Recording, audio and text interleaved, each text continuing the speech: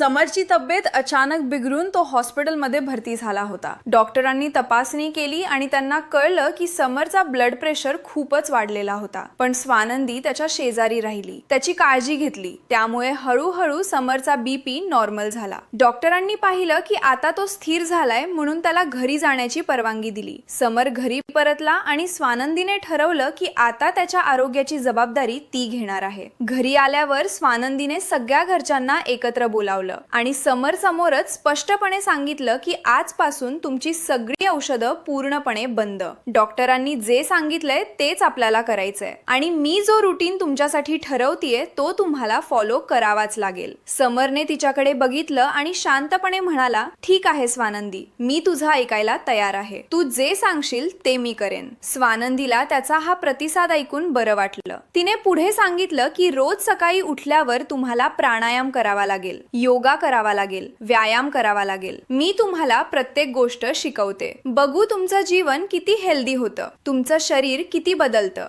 पण मालिका काकू हे सगळं ऐकून राहिली नाही। ती लगेच भडकली आणि स्वानंदीवर आरोप करायला लागली। ती म्हणाली, स्वानंदी, तुला कळतंय का तू काय करतेयस? तू समरच्या गोळ्या बंद केल्यास आणि त्याला पुन्हा आजच्यासारखा त्रास झाला तर, त्याची तब्येत पुन्हा बिघडली तर, त्याच्या आरोग्यावर वाईट परिणाम झाला तर मग काय करणार? तू ही जबाबदारी घेऊ शकतेस का? मालिकाच्या आवाजात चिडचिड होती, पण त्यामागे काहीतरी वेगळीच चिंता दिसत होती। स्वानंदी शांतपणे उभी राहिली आणि मग तिनं काकूला थेट उत्तर दिलं। ती म्हणाली, काकू, तुम्हाला खरंच कळतंय का नक्की काय झालंय? तुम्ही समरला जे गोळ्या देतात त्याच अतिरिक्त डोसमुळे समरचा ब्लड प्रेशर इतका हाय झालाय। जास्त गोळ्यांच्या वापरामुळेच त्याची ही अवस्था झालीय। तुम्ही त्याला नकळत किती नुकसान करतायत हे तुम्हाला समजतंय का? आजी लगेच मध्येच पडली। तिनं समरकडे बघितलं आणि गंभीरपणे सांगितलं, समर, आता कोणतीही गोळी घेऊ नकोस। स्वानंदी जे सांगेल तेच कर। ती तुला हेल्दी फूड खायला देईल तर ते खा, तिच्याप्रमाणे जीवन जग, तिची सांगितलेली सगळी गोष्ट पाळ। स्वानंदीनेही आता ठाम सुरात समरला सांगितलं, राजवाडे, आजपासून तुम्ही फक्त माझं ऐकाल। मी तुमच्यासाठी जे योग्य आहे ते ठरवते आणि तुम्हाला ते करावंच लागेल। मी आता तुमचं काहीही ऐकणार नाही, कारण तुमच्या आरोग्याचा प्रश्न आहे। हे सगळं ऐकून मालिका आणि अर्पिता रागाने रूम मध्ये गेल्या। रूम मध्ये जाताच मालिकाचा जळफाट झाला होता। ती अर्पिताला म्हणाली, ही स्वानंदी नक्की स्वतःला काय समजते? इतक्या दिवसांपासून मी समरला माझ्या ताब्यात ठेवलं होतं, तो माझ्या सांगण्यावर चालत होता, माझ्या नियंत्रणात होता, आणि आता ही आलेली स्वानंदी त्याला माझ्या मुठीतून बाहेर काढण्याचा प्रयत्न करते। ती समरला माझ्यापासून दूर करते, पण मी तिला असं होऊ देणार नाही। मी तिला माझा रस्ता सोडायला भाग पाडेन। अर्पिताने काकूला शांत करण्याचा प्रयत्न केला, पण मालिकाच्या डोक्यात आता फक्त एकच विचार फिरत होता की स्वानंदीला कसं तरी हाणून पाडायचं। दुसरीकडे हॉलमध्ये स्वानंदी आणि आजी एकत्र बसल्या होत्या। आजी स्वानंदीच्या जवळ आली आणि हळूच म्हणाली, बघ स्वानंदी, आता तुला समरची खूप काळजी घ्यावी लागेल। मलिका काय करते, कधी काय करते, त्यावर तुला बारीक लक्ष ठेवावं लागेल। मला वाटतं मलिकाच काहीतरी समरला गोळ्या देत असेल आणि त्यामुळेच हे सगळं झालं असेल। तू सावध राहायला हवंसं। आजीचे शब्द ऐकून स्वानंदीला आठवलं की काही दिवसांपूर्वी काकूंनी डस्टबिन मध्ये गोळ्यांचा एक बॉक्स फेकला होता आणि तोच बॉक्स अंशुमनने तिच्या हातात दिला होता। तिने विचार केला, हा बॉक्स अंशुमनला कसा सापडला असेल? मी आणि समर राजवाडे दोघांनीही त्या बॉक्सचा खूप शोध घेतला होता, पण तो कुठेच सापडला नव्हता। मग अंशुमनला तो कसा मिळाला? कुठे होता तो? याचा अर्थ काहीतरी गडबड आहे। स्वानंदीने मनात ठरवलं, आता मी यांना रंगेहात पकडते। काकूचा पुढचा प्लॅन काय आहे ते मी बघते आणि समर राजवाड्यावर काहीही वाईट होऊ देणार नाही। काकू स्वतःला किती हिरो समजते ते बघूया। आता तिला गोळ्यांचा डोस दिल्यावर काय होतं ते बघायचंय। मलिका काकूने आता नवा प्लॅन आखला। ती रूम मध्ये बसून विचार करत होती की समरला आता गोळ्या कशात द्यायच्या, कसं द्यायचं की स्वानंदीला कळणार नाही। मग तिच्या डोक्यात एक आयडिया आला। ती म्हणाली, आता रोज सकाळी मी समरला कॉफी देते, त्या कॉफीतच गोळ्या मिक्स करते तर कुणाला कळणार नाही। तिला वाटलं की स्वानंदी सकाळी लवकर तयार होऊन ऑफिसला निघून जाते तेव्हा तिचं लक्ष नसेल की समर मागे काय करतोय, कोण त्याला काय देते, कोण त्याला कॉफी देते। मालिकानं नोकरांना बोलावून सांगून ठेवलं की आता समरला कॉफी फक्त मीच देईन, तुम्ही कोणीही त्याला कॉफी देऊ नका। समरची काळजी घ्यायची गरज आहे म्हणून मी स्वतः त्याला कॉफी देते। नोकरांनी होकार दिला आणि मालिकाला वाटलं की आता तिचा प्लॅन परफेक्ट आहे।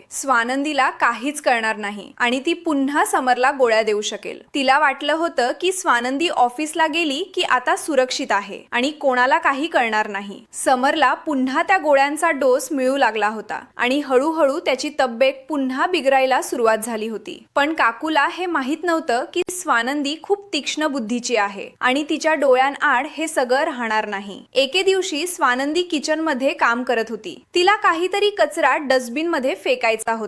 जेव्हा ती डस्टबिन जवळ गेली तेव्हा तिच्या नजरेत गोळ्यांचं एक पॉकेट पडलं. ते पॉकेट तिथे कचऱ्यात फेकलेलं होतं. स्वानंदीने लगेच ते पॉकेट हातात घेतलं आणि बारकाईनं तपासलं. तिच्या मनात शंका आली की हे तेच गोळ्या आहेत का जी समर राजवाड्यांना आधी दिली जात होती. तिने स्वतःशीच विचार केला, हे पॉकेट किचन मध्ये कसं आलं? कोणी हे इथे फेकलं असेल? तिला आता सगळं समजायला लागलं. तिनं मनात ठरवलं की आता मला काकूंना रंगेहात पकडायचं आहे, पण त्यासाठी तिला योग्य योजना आखायची होती. स्वानंदीनं घरातल्या नोकराणी रोहिणीला शांतपणे विचारलं, अगं रोहिणी, मी जेव्हा ऑफिसला जाते तेव्हा समर राजवाड्यांना सकाळची कॉफी कोण देतं? रोहिणीनं अगदी सरळ उत्तर दिलं, मलिका मॅडम देतात. जेव्हापासून समर सरांची तब्येत बिघडली तेव्हापासून मलिका मॅडमच त्यांना रोज कॉफी देतात. तुम्ही ऑफिसला गेल्यावर ती स्वतः कॉफी बनवते आणि समर सरांना देते. स्वानंदीला आता पूर्ण खात्री पटली. तिनं इतकं सगळं केलं, गोळ्या बंद केल्या, समरची काळजी घेतली, पण काकू पुन्हा लपून समरला गोळ्या देत होती. तिला समजलं की तिनं इतकं सगळं करूनही काकू शेवटी गोळ्या देणं सुरूच ठेवलं होतं आणि याचा परिणाम समर राजवाड्यांच्या आरोग्यावर होऊ शकतो.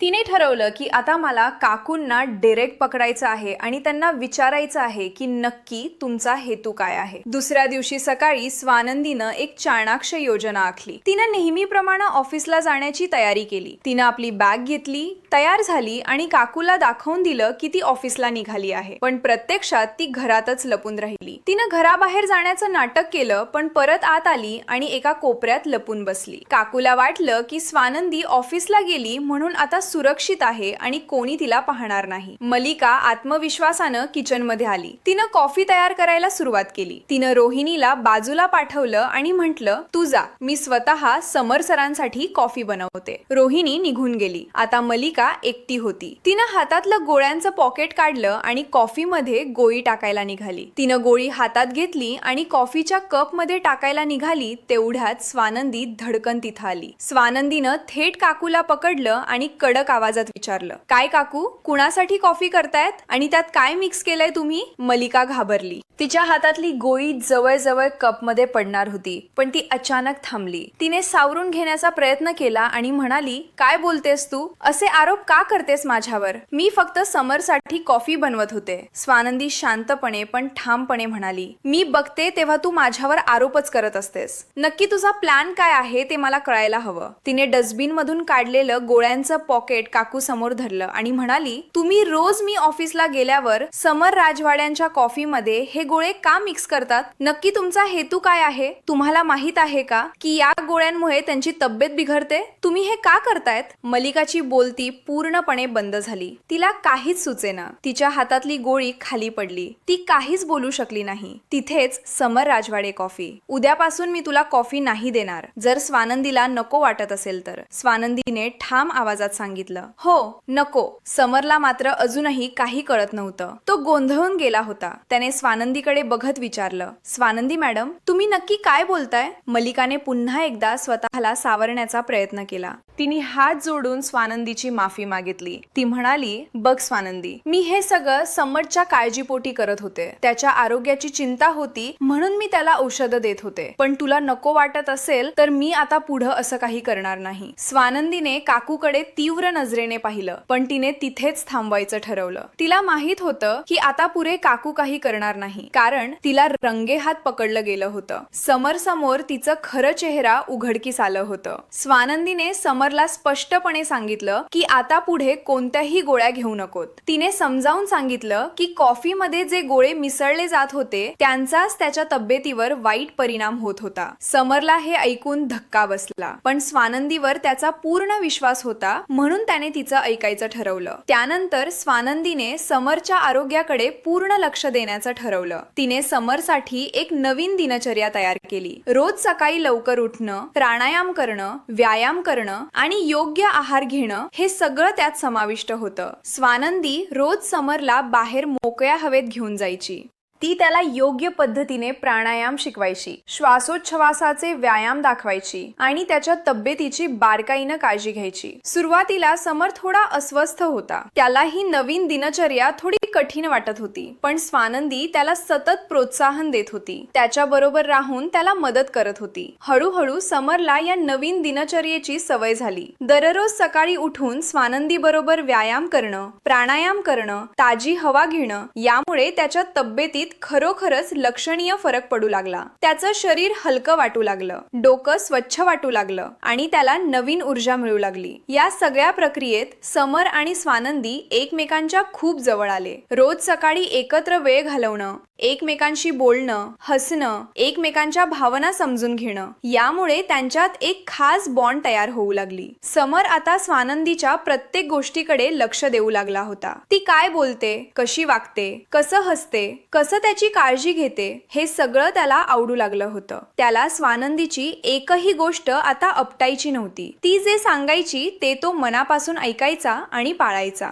स्वानंदीने जी दिनचर्या तयार केली होती ती तो पूर्ण निष्ठेने पाळायचा. तिच्या सांगण्याप्रमाणे तो वागायचा आणि तिच्या प्रत्येक सल्ल्याला महत्त्व द्यायचा. स्वानंदीलाही समरच्या या बदलाची जाणीव होऊ लागली होती. तिला वाटू लागलं होतं की समर आता खरोखरच तिच्यावर विश्वास ठेवतोय आणि तिची काळजी घेतोय. तिला समरच्या आरोग्यात होणारा सुधार दिसत होता आणि त्यामुळे तिला खूप समाधान मिळत होतं. हळूहळू त्यांची मैत्री खोलवत गेली. पण ही फक्त मैत्री नव्हती, त्यात काहीतरी अधिक होतं. दोघांनाही हे कळसत होतं, पण कोणीही ते उघडपणे मान्य करत नव्हतं. समर आता स्वानंदीच्या प्रेमात पडू लागला होता. त्याला स्वतःलाच कळत नव्हतं की कधी हे घडलं. या प्राणायामाच्या सत्रांमध्ये, व्यायामाच्या वेळी एकत्र हसत बोलत असताना त्याचं मन स्वानंदीकडे ओढू लागलं होतं. त्याला तिच्याशिवाय राहवत नव्हतं. सकाळी उठल्यावर सगळ्यात आधी तिची आठवण येत असे. तिची प्रतीक्षा करायला त्याला आवडू लागलं होतं. तिच्या बरोबर वेळ घालवायला त्याला खूप छान वाटायचं. स्वानंदीलाही समर बद्दल काहीतरी वेगळंच वाटू लागलं होतं. तिला त्याची काळजी वाटायची, त्याच्यासाठी चांगलं करायचं वाटायचं आणि त्याला आनंदी बघायचं वाटायचं. ती त्याच्या छोट्या छोट्या गोष्टींकडे लक्ष देऊ लागली होती. त्याला काय आवडतं, काय आवडत नाही, त्याला कशात आनंद मिळतो हे सगळं तिला लक्षात राहू लागलं होतं. अशा रीतीने त्यांची मैत्री आता प्रेमात रूपांतरित होत होती. हा सहवास, ही जवळीक, हे एकमेकांसाठीचं प्रेम हळूहळू वाढत होतं. दोघांनाही हे जाणवत होतं, पण कोणीही पहिलं पाऊल टाकायला तयार नव्हतं. एके दिवशी समर खूप उत्साहात होता. तो किचनमध्ये स्वानंदीला शोधत आला आणि जोरात हाक मारली, स्वानंदी मॅडम, लवकर या इकडे. स्वानंदी घाबरून धावत आली आणि विचारलं, काय झालं राजवाडे? का समर तिच्याकडे एकटक बघत होता जेव्हा ती तयार होत होती. त्याच्या नजरेत आता काहीतरी वेगळंच होतं. तिने जी साडी नेसली होती ती साडी समरनेच तिला गिफ्ट केलेली होती. समरने आजच्या या खास डेटसाठी सगळी तयारी अगदी मनापासून केली होती. तो स्वतःही खूप छान तयार झाला होता. अगदी नीट नेटका दिसत होता. त्याला आता खरोखरच फ्रेश आणि हलकं वाटत होतं. जणू त्याच्या आयुष्यात नवीन ऊर्जा आली होती. तो स्वानंदीला उत्साहाने म्हणाला, हे बघा, ही साडी माझ्याकडून तुम्हाला गिफ्ट आहे आणि आज मी तुम्हाला जो सरप्राईज देणार आहे तो तुमच्यासाठी खूप खास असणार आहे, अगदी तुमच्यासाठीच खास. समरच्या मनात आता एकच विचार होता, त्याला आज स्वानंदीला प्रपोज करायचं होतं. या मैत्रीला तो आता पुढे न्यायचा होता. त्याला प्रेमात रूपांतरित करायचं होतं. त्याला जाणवलं होतं की स्वानंदी त्याच्यासाठी योग्य आहे, अगदी परफेक्ट आहे. स्वानंदी त्याच्या आयुष्यात आल्यापासून त्याच्या जीवनात खरोखरच चांगले बदल घडले होते. त्याला आता असं वाटू लागलं होतं की स्वानंदीशिवाय त्याला जगता येणार नाही. तिच्याशिवाय त्याचं आयुष्य अपूर्ण आहे. तिची त्याला खरोखरच गरज होती. तिची हवीशी होती. समर स्वानंदीच्या प्रेमात खोलवर पडला होता आणि आज या डेटवर तो तिला हे सगळं सांगणार होता. आपलं मन मोकळं करणार होता. स्वानंदीने समरची इतकी काळजी घेतली होती, त्याच्या आरोग्याची इतकी दखल घेतली होती, त्याला योग्य खाणं, व्यायाम, प्राणायाम सगळं शिकवलं होतं की समर तिच्यावर पूर्णपणे इम्प्रेस झाला होता. तिच्या या निस्वार्थ काळजीने त्याच्या मनात तिच्याबद्दल खूप आदर आणि प्रेम निर्माण झालं होतं. आज स्वानंदी समरच्या हृदयाची राणी बनणार होती. तिची लाडकी, त्याची प्रेयसी, त्याची हक्काची राणी बनणार होती. आणि या सगळ्यामुळे मल्लिका, अंशुमान आणि अर्पिता यांनी समरच्या विरोधात जे षड्यंत्र रचले होते, जे प्लॅन आखले होते, समरला गोळ्यांचं व्यसन लावून त्याला आपल्या ताब्यात ठेवण्याचे जे खेळ खेळले होते, ते सगळे आता समरच्या डोळ्यासमोर येणार होते. स्वानंदीच्या प्रेमामुळे आणि तिच्या काळजीमुळे समरला त्याच्या आयुष्यातला हरवलेला आनंद परत मिळणार होता। तो आता खऱ्या अर्थाने जगायला शिकणार होता, आयुष्याचा खरा अर्थ समजणार होता। स्वानंदीने त्याला फक्त आरोग्य दिलं नव्हतं, तर त्याला जगण्याचा एक नवा अर्थ दिला होता, एक नवी दिशा दिली होती। समर आता स्वानंदी सोबत आपलं भविष्य घडवायला तयार होता आणि मल्लिकाच्या सगळ्या खोट्या योजना, तिचे सगळे षडयंत्र उघड होणार होते।